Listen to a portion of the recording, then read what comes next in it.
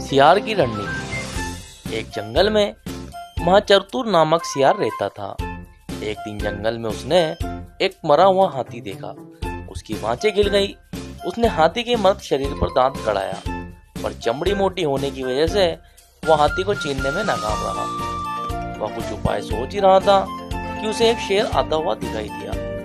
आगे बढ़कर उसने शेर का स्वागत किया और हाथ जोड़कर कहा, स्वामी, आपके लिए ही मैंने इस हाथी को मार कर रखा है।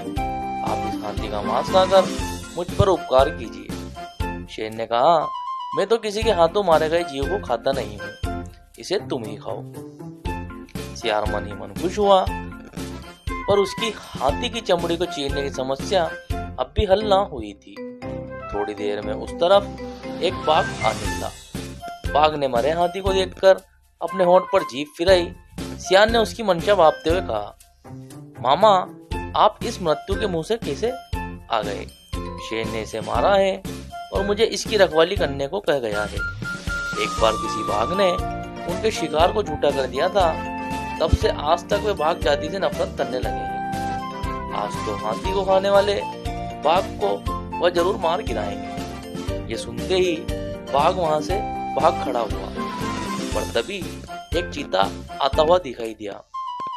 सियार ने सोचा, चीते के दांत तेज होते हैं, कुछ ऐसा करूं कि यह हाथी की चमड़ी भी फाड़ दे और मांस भी न खाए। उसने चीते से कहा, प्रिय भांजे, इधर कैसे निकले? कुछ भूखे भी दिखाई पड़ रहे हो। शेर ने इसकी रखवाली मुझे सौंपी है, पर तुम इसमें से कुछ मांस खा सकते हो। मैं जैसे ही शेर को आता हुआ देखूंगा तुम्हें सूचना दे दूंगा, तुम सर पर भाग जाना।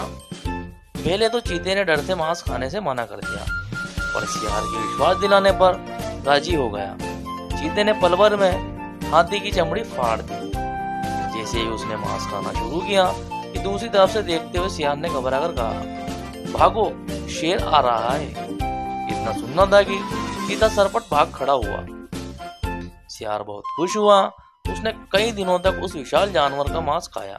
सिर्फ अपनी सूझबूझ से छोटे से सियार ने अपनी समस्या का हल निकाल लिया। इस कहानी से हमें सीख मिलती है कि सियार की रणनीति वाकई प्रभावशाली थी कि उसने अपनी समस्या का हल करने के लिए अन्य जानवरों की मदद ली और अपनी जरूरतों को पूरा किया।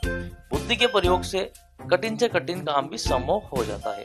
दोस्तों, हमारी कहानी आपको अच्छी लगी हो तो लाइक करें, कमेंट करें, हमारे चैनल को सब्सक्राइब करना ना भूलें। धन्यवाद।